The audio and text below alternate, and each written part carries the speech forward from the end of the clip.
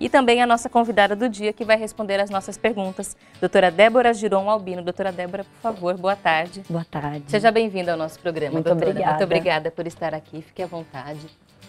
A doutora Débora é cardiologista, formada em medicina pela Universidade de Mogi das Cruzes, cardiologista intitulada pela Sociedade Brasileira de Cardiologia e possui pós-graduação em ecocardiografia e medicina esportiva. Doutora, seja bem-vinda ao nosso programa. Muito obrigada. Eu queria que a senhora começasse explicando para a gente um pouco sobre problemas cardíacos na infância, porque quando a gente fala de problema do coração, a gente sempre pensa no adulto idoso.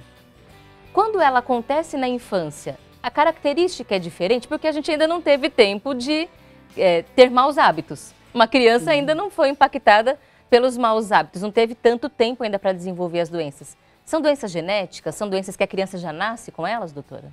Sim, é muito interessante isso porque essa que a gente acredita, né, da doença cardíaca no idoso e no adulto, tem mudado ao longo dos anos. Primeiro porque atualmente a gente diagnostica cada vez mais cedo. A maioria das doenças cardíacas atualmente a gente já diagnostica até na vida intrauterina. Então, sim, nas crianças a grande maioria de cardiopatias são congênitas, né, ou seja, são defeitos genéticos que a criança já nasce com eles e podem também desenvolver nessa primeira infância. Até a gente está vendo um impacto muito grande, apesar dos maus hábitos. Lógico, a gente vai ver um impacto maior ao longo da vida, mas as crianças também já estão sendo afetadas. A gente tem um número absurdo assim, de crianças que já estão em tratamento para colesterol, crianças hipertensas, crianças obesas, diabéticas, né?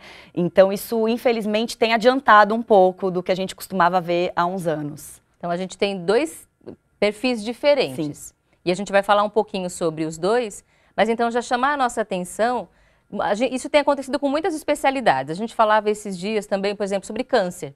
E câncer de mama está cada vez mais comum entre mulheres jovens, por conta do estilo de vida. Assim como doenças que antes a gente já falava que eram dos idosos, foram para adulto, adulto jovem e hoje estão na infância. Não adianta a gente não abrir os olhos para essa realidade. O nosso estilo de vida antecipa doenças. Se não for um estilo de vida conscientemente saudável, a gente está antecipando, então, essas doenças que antes nos preocupavam só na fase adulta para a infância. A gente pode dizer isso assim com certeza, com muita seriedade. Infelizmente, é uma realidade. Quando a senhora fala sobre doenças congênitas, que a criança já nasce com esses defeitos, essas falhas genéticas, isso não quer dizer hereditário. Não, não quer dizer hereditário. São doenças geradas ali na má formação do embrião, tá? Existe sim algumas doenças que têm uma característica hereditária, inclusive quando os pais, né, ou o pai ou a mãe dessa criança são portadores de doença cardíaca, nós nos atentamos para isso, né? O obstetra que está cuidando dessa mãe, ele já até antecipa alguns exames, porque há algumas que são hereditárias, mas a sua grande maioria não. Tá? Os fatores de risco que eu poderia frisar, assim, que é importante, doenças cardíacas já familiares, idade materna acima de 35 anos é um fator de risco, né?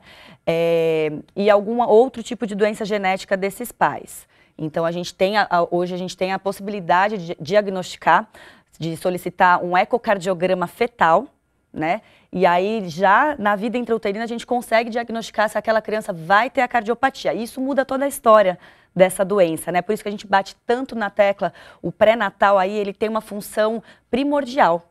Porque se a gente consegue detectar na vida intrauterina, isso vai mudar toda a história aí da vida dessa criança. E aí a importância do pré-natal para a saúde infantil e para a saúde materna. A gente lembra aqui que o pré-natal conseguiu reduzir muito a mortalidade materna, mas isso depois da pandemia piorou um pouco. Então a gente inclusive teve um aumento de casos. A importância das mulheres terem acesso a esses exames e realizarem mesmo esse acompanhamento. E a gente vai entender mais sobre isso. Os fatores de risco de doenças cardíacas dos familiares, a gente inclui qualquer doença, porque a gente fala hoje de uma população, a minha pergunta é assim, não só doenças cardíacas, mas que estão relacionadas de alguma forma. A gente fala de uma população com muitos casos de hipertensos, de pacientes com diabetes, com colesterol elevado. Não são doenças cardíacas propriamente, diabetes e colesterol. Mas interferem também como fator de risco? Interfere, principalmente o diabetes, interfere sim. Uma mãe com diabetes gestacional, por exemplo, agora o pai tem a mesma interferência? Não, menor. Menor. Então a gente vê a importância da saúde da mãe. A alimentação materna, né, o cuidado ali com a mãe, ele é fundamental. E a gente vai trazendo aqui esse alerta porque Hoje, quando se fala sobre uma gestação saudável, inclusive, dá para pensar antes da mulher engravidar nesses cuidados que precisa ter. E se tem um bom motivo para incentivar a gente a mudar estilo de vida, é a gestação.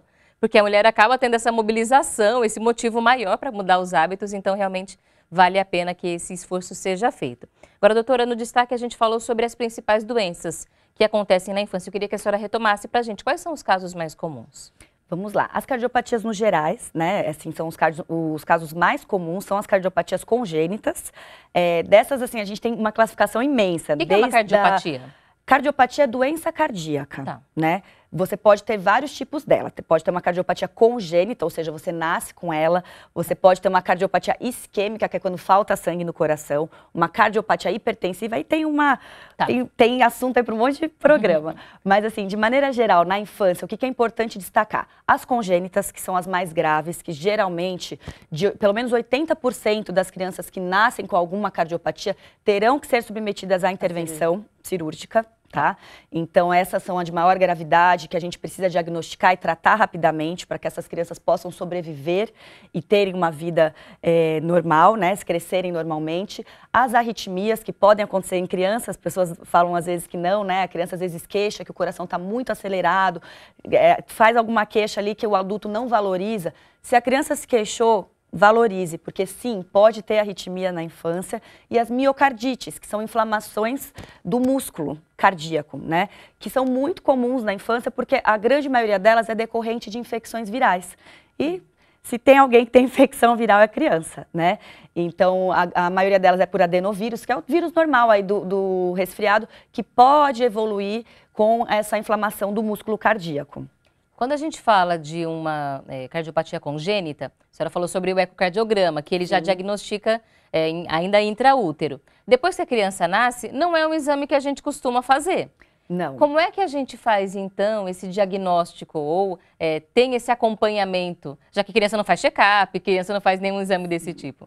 Perfeito. Atualmente, aqui em São Paulo já é lei há quase 10 anos, desde 2014. A gente tem o teste do coraçãozinho, né, que está cada vez mais presente aí nas maternidades, que é um teste muito fácil de ser realizado. Ele é realizado nas primeiras 48 horas de vida do bebê. Então, assim que nasce, o bebê é submetido a esse teste. É um teste super simples, feito com aquele oxímetro que se popularizou aí na pandemia, né, o aparelhinho para medir a oxigenação. Então, é colocado o oxímetro na mãozinha direita do bebê e em um dos pés e avaliado a taxa de oxigênio por algum tempo. Se esse exame já está alterado, ele é repetido depois de 1 hora e se realmente ele mantém alterado, essa criança já é encaminhada na própria maternidade para ser realizado um ecocardiograma, porque a chance dela ter uma cardiopatia congênita é altíssima. Se a criança não tem isso na maternidade, aí com o desenvolvimento dela, ela vai ser avaliada, né? O pediatra, ele vai ser a chave, assim, fundamental, porque a criança não vai de rotina no cardiologista, né? O médico da criança é o pediatra.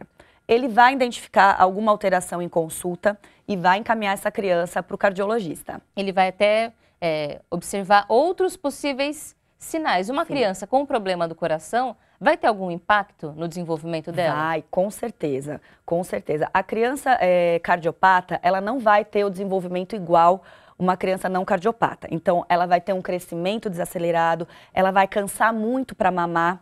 A gente observa muito isso, a mãe fala, mas ela está se cansando.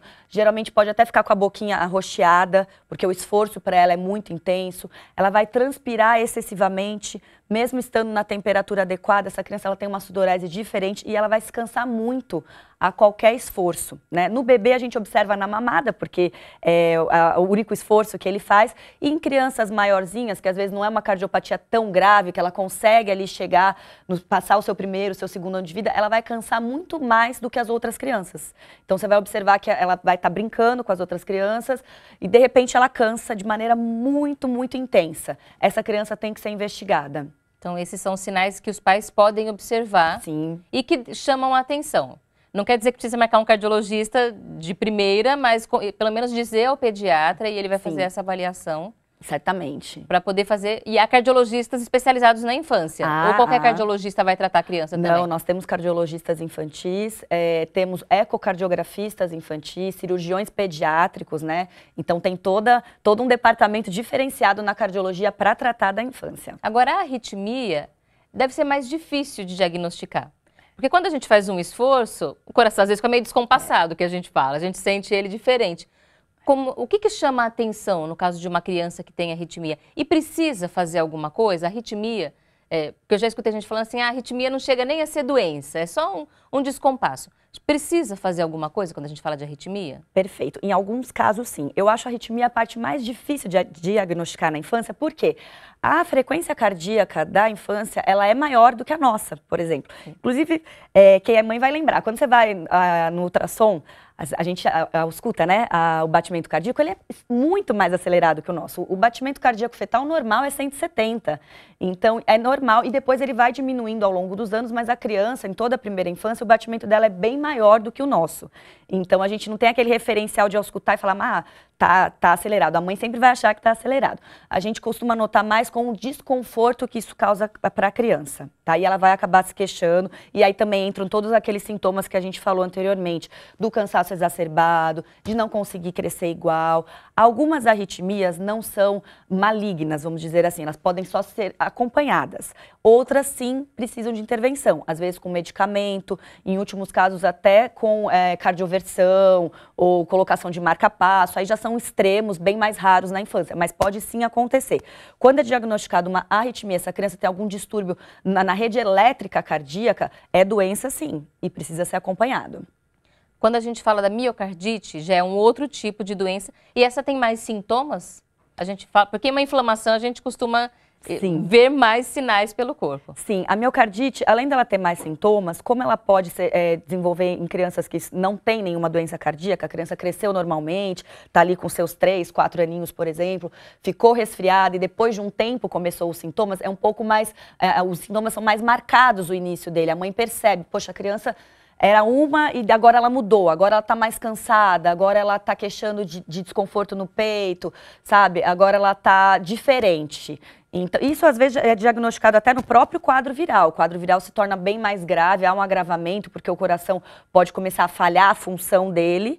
E outras miocardites têm um desenvolvimento um pouquinho mais lento, mas há uma diferença, a criança fica diferente, isso chama a atenção dos cuidadores. E esse é um sintoma que os pais sempre escutam do pediatra, olha, a criança está diferente do que ela é, o apetite, o humor, isso chama a atenção, porque a criança não é menos oscilante, digamos assim, talvez, do que o adulto. Quando a criança está abatida, uma criança está diferente, a gente realmente não pode ignorar. Uma última pergunta sobre miocardite, a gente escutou mais sobre esse assunto na época da pandemia da Covid-19, como uma possível complicação pela infecção. Isso apareceu nas crianças também?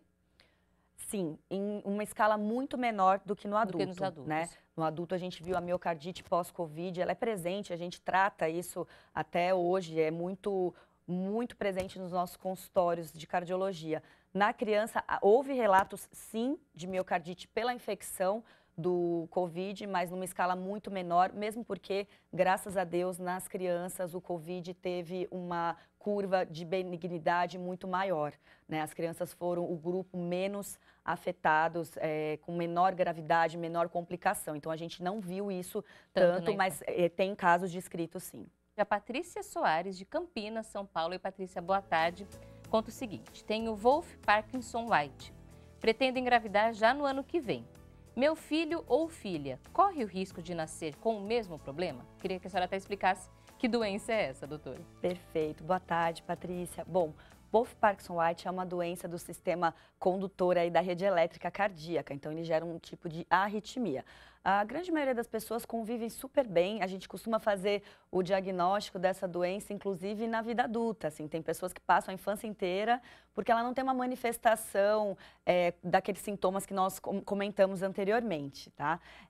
Pode sim evoluir com algumas arritmias mais sérias, principalmente durante esforços físicos, mas não é o comum. A gente só costuma acompanhar quem tem Wolff Parkinson White. Não há nenhuma contraindicação para a gravidez, não é o tipo de doença que a gente faça um aconselhamento genético para a pessoa não engravidar, não tem um risco muito aumentado dos seus filhos terem a doença. Pode acontecer sim, mas não é um risco, um impeditivo, nada disso. Ela só vai fazer um acompanhamento durante a gestação mais próximo, até pela saúde dela mesmo. Perfeito. Né? Muito obrigada, viu, Patrícia, pela sua participação. Doutora, a gente falava no bloco anterior sobre essas doenças mais comuns, sobre diagnóstico. Agora, quando o diagnóstico é feito, sempre vai ter que ter algum tipo de tratamento para essa criança ou em alguns casos vai ser só acompanhar? Ótimo. Em alguns casos, somente acompanhamento, tá? Tem alguns casos que as doenças têm um curso mais benigno e a gente precisa acompanhar essas crianças um pouquinho mais de perto e outros casos precisam de intervenção aí o quanto antes, né? Importante frisar que a gente fala muito em diagnóstico, mas também lembrar que a medicina evoluiu muito, né? A cardiologia evoluiu demais nas últimas décadas, principalmente aqui no Brasil. Nós temos uma cardiologia ótima, muito bem consolidada. Então, a gente tem grandes centros, a gente consegue fazer cirurgias cada vez menos invasivas, com melhores resultados, mais duradouras. Então, assim, o diagnóstico, ele não é um fim da linha, pelo contrário. Né? Ele é o início de um novo caminho. Exatamente. Agora, eu me lembrei que, inclusive, a senhora falou que boa parte dos casos vai acabar indo para a cirurgia. Se a gente não fizer cirurgia, esse defeitinho de fabricação não vai se resolver e ele vai acabar agravando, vai complicar a saúde da criança. Quando a gente fala que 80%, né, das cardiopatias congênitas vão para a cirurgia, é exatamente por conta da gravidade, tá? Então, sem tratamento, essas crianças não conseguiriam chegar no primeiro ano de vida, nem numa vida adulta. Então, são doenças que precisam de uma intervenção ali rápida. Às vezes, até assim que nasce. Inclusive, a gente já até viu notícias na internet de cirurgias feitas intraútero. Também. Isso a gente tem avançado mais na realização, porque parece algo assim muito mais delicado. Mas são casos mais graves, que valem a pena esse risco, inclusive. Sim, são indicações assim muito precisas, não é a grande maioria dessas crianças vão ser operadas pós-nascimento. A cirurgia intrauterina ainda está em fase, né? Eu acredito que nos próximos anos, sim, nós teremos cada vez mais consolidada essa intervenção, mas ainda não é a rotina. Porque a gente pensa assim, o quanto é complicado fazer uma cirurgia. Muito delicado. Intraútero. Agora, depois de uma criança fazer uma cirurgia, ela ainda vai ser considerada uma cardiopata? Vai ser considerada uma cardiopata. Algumas cirurgias, elas têm que ser feitas em etapas, a gente não consegue arrumar tudo de uma vez só, então algumas doenças mais graves essa criança irá necessitar às vezes de 2, 3 intervenções conforme ela for crescendo, mesmo porque o órgão vai mudando, né? Então a gente corrige alguns defeitos em um primeiro momento e corrige outros em um segundo momento, mas essa criança é uma cardiopata, ela vai ter um desenvolvimento um pouquinho diferente do órgão, né, do coração e vai precisar de um acompanhamento ali mais detalhado, o que não vai a impedir de ter uma vida normal, de ir para a escola, de brincar, se desenvolver, só de um cuidado maior. Inclusive, pensando até no crescimento, é possível que até a adolescência ainda alguma mudança possa acontecer? Ou é mais comum que se estabilize nos primeiros anos de vida? Porque do bebezinho até um adolescente é um crescimento muito grande em pouco tempo. Muito. A grande maioria vai se estabilizar ali na infância. Tá. Alguns casos a gente tem que fazer alguma reabordagem na vida adulta, porque pode ter algum agravamento dessa primeira cirurgia, mas aí são casos muito específicos. Quando a gente fala de tratamento de uma criança com cardiopatia, nos casos que não são cirúrgicos, por exemplo, ou mesmo nos cirúrgicos, a gente fala de remédio para o coração, o que a gente fala em tratamento clínico? Sim, é exatamente igual o do adulto, né? Modificação de estilo de vida, uso de medicamentos, claro que com doses bem diferenciadas, né? Tem alguns remédios que os adultos utilizam que a criança não pode utilizar, mas tratamento medicamentoso similar ao nosso. Quando a gente pensa numa criança que já nasce com problema cardíaco, ela tem um risco maior de, no futuro, ter outros problemas associados à saúde do coração? Não, quando é uma cardiopatia congênita bem acompanhada, aí a gente não tem nenhuma associação, que quem é um cardiopata congênito tem um risco maior, por exemplo, de infartar por uma placa de gordura. Não. Algumas cardiopatias congênitas podem aumentar o risco dessa criança no futuro desenvolver arritmia, principalmente porque mexe-se ali, cria uma área de fibrose, que é uma cicatriz cardíaca, mas não tem essa correlação direta, são doenças diferentes. Porque a gente fala hoje de muitos casos de hipertensão e infarto, ainda são as doenças que mais matam no nosso país, e aí a gente pensa na prevenção, né, e no cuidado com essa criança. Inclusive, agora trazendo essa questão que tem sido mais comum também, da gente ver infartos, por exemplo, em jovens, até em atletas. Os casos de jogadores de futebol, por exemplo, ficam muito famosos, mas não só com eles acontece isso. Tem a ver com doenças já anteriores do coração que não foram diagnosticadas, ou realmente tem aumentado esses casos de infartos fulminantes numa faixa etária um pouco mais cedo? Bem, essa pergunta é muito interessante, eu recebo muito essa pergunta no consultório, Camila, por quê? A grande maioria, assim, a maior culpa da morte súbita no paciente jovem é a cardiomiopatia hipertrófica, que é uma cardiopatia congênita, né, que vai piorando ao longo dos anos. E aí essa criança cresceu normalmente, vai fazer atividade física sem um check-up antes, e durante o esforço físico, essa doença se manifesta. Então, a grande maioria dos atletas que a gente vê, até às vezes falecendo no próprio campo, né? No futebol a gente viu isso recentemente e infelizmente ainda vê, geralmente decorrência desse tipo de doença, que poderia sim ser evitável, poderia ter sido diagnosticada anteriormente. Já não é pelo infarto, não é normal um jovem, uma criança, ter um infarto por um acúmulo de placa de gordura. Não é o normal, não é comum, não é para acontecer. Isso é para acontecer um pouquinho mais tarde. Então, quando a gente acaba falando tudo como infarto, mas não é. É a morte súbita decorrente dessa doença. Então, não é algo tão comum assim de acontecer. Muitas vezes é um histórico já de doença do coração. E aí a pergunta é, que tipo de acompanhamento a gente deveria fazer numa criança ou até num adolescente, pensando em saúde cardíaca? Eu comentei aqui que os pediatras têm feito cada vez mais cedo as solicitações de exames de colesterol, de glicemia e outros exames de sangue que antes vinham só um pouco mais tarde. Para a saúde do coração, esse tipo de acompanhamento é necessário também? Geralmente, assim, o pediatra vai conseguir diagnosticar e pedir um eletrocardiograma, que é um exame extremamente simples de ser realizado, um ecocardiograma quando ele julgar necessário. Antes de prática esportiva, eu sempre oriento a pedir sim os exames, porque você pode não ter sintoma e você pode já ter algum problema cardíaco ali que passou batido. Então, existe, assim, cada caso tem que ser avaliado. Agora, o check-up laboratorial, ele é fundamental. Até pelo que você falou aí no começo do programa. Infelizmente, as nossas crianças vítimas aí desses maus hábitos da vida moderna estão desenvolvendo doenças cada vez mais cedo. Então, o check-up laboratorial, que pode ser solicitado normalmente pelo pediatra, não precisa ser pelo cardiologista, ele é fundamental de ser realizado assim o quanto antes. Quando no consultório o assunto estilo de vida é abordado com as famílias, quais são as principais orientações que você traz para a alimentação das crianças? Perfeito. Isso é muito importante, porque a gente às vezes costuma separar, né, a alimentação da criança e a alimentação do adulto. E na verdade deveria ser uma coisa única. Porque se nós, adultos, tivermos bons hábitos, a gente tem a obrigação de passá-los pelas crianças. As crianças deveriam comer assim como nós, né? Evitar as frituras, os enlatados, né, os industrializados de modo geral, as gorduras. Então, aquilo que eu sempre falo, mais feira, menos supermercado. A comida de verdade, a comida de casa, a comida feita com não exagerar no sal, de maneira cozida, grelhada, colocar na rotina delas as frutas, os vegetais. Se a família puder fazer as refeições juntas, porque a criança ela vai pela imitação.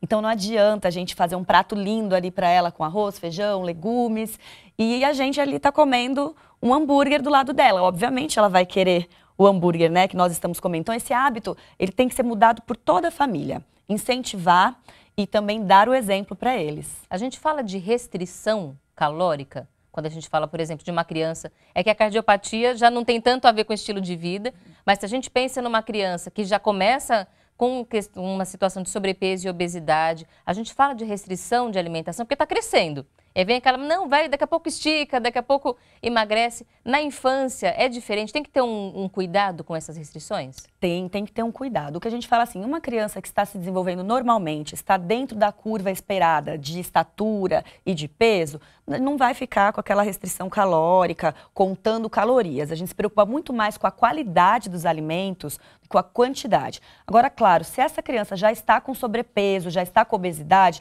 aí ela precisa sim, é fundamental que ela seja acompanhada por um nutricionista infantil e que seja montado ali um cardápio que vá suprir todas as demandas para que ela continue crescendo, né? Porque a criança tem uma necessidade nutricional diferente da nossa, ela está a pleno, o desenvolvimento dela está a pleno vapor, mas precisa ter uma restrição, lógico, né? Restrição calórica se há o sobrepeso ou uma obesidade já instaurados. Tá, então, uma criança que está crescendo saudável de forma preventiva não precisa de uma restrição, mas um cuidado com a alimentação. O foco é sempre na qualidade dos alimentos. O que a gente está oferecendo para essa criança? E sempre buscar a comida de verdade.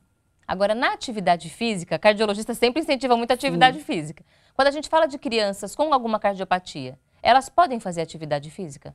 Podem, mas essas crianças, dependendo do grau da cardiopatia, da gravidade da cardiopatia, elas precisarão ser acompanhadas, né? Elas, geralmente, pós-cirurgia, elas vão passar por um processo aí de reabilitação cardíaca, né? Que nós temos um programa de reabilitação onde essa atividade toda é orientada. E vai ser uma criança que vai poder brincar, vai poder se exercitar, mas de maneira muito mais, assim, estrita, sob uma orientação profissional. Nas crianças, em geral, a recomendação é que brinquem muito, a atividade física seja sempre incentivada. Quando a gente fala de sono, no adulto isso faz muita diferença. Na infância, o sono interfere de alguma forma na saúde do coração? Interfere totalmente, totalmente. E o sono, ele é muito importante para nós em todas as fases de vida. Nós adultos, a gente sente muito quando tem uma noite sem dormir, a gente sente na nossa concentração, no nosso humor. Na criança, isso afeta diretamente os níveis de desenvolvimento, de crescimento, né? O nosso hormônio de crescimento, aí o GH, ele é liberado em período noturno. O hormônio do cortisol, que está ligado à inflamação, também tem esse período noturno. Então, é fundamental que a criança tenha uma qualidade de sono. Colocar a criança para dormir antes, brigar ali para a criança dormir, não é chatice de pai e mãe. Tem todo um embasamento científico por trás. É muito importante para a saúde dela. E isso é interessante porque há pesquisas que apontam que as crianças brasileiras dormem muito tarde, em comparação com outros países. Por exemplo, eu me lembro que até meus filhos olhando e falando, mas 6h30 da tarde é muito cedo, porque nos Estados Unidos é mais ou menos esse horário que as crianças vão dormir, 6h30, 7 horas. Mas a gente precisa realmente desse acompanhamento maior, porque isso interfere no crescimento, interfere na concentração. Então é importante a gente dar esse respaldo maior nos hábitos do dia a dia, então alimentação, atividade física, sono, para que a gente consiga ao máximo prevenir doenças. E a gente conclui falando disso, doutora. É possível a gente tentar reverter esse quadro que a gente hoje fala que é a realidade do adoecimento causado pelo estilo de vida? Dá para mudar isso, mas a gente precisa de um esforço. Com certeza. E eu acho fundamental a gente tentar mudar isso desde as crianças, né? Porque o que a gente vê é uma quantidade absurda de adultos aí passando por reeducação alimentar, né, aprendendo a se exercitar depois dos 30, dos 40 anos. E se a criança é ensinada, se ela tem a primeira educação alimentar, ela não precisa ser reeducada. Vai ser muito menos sofrido. Ela vai manter esses bons hábitos, né?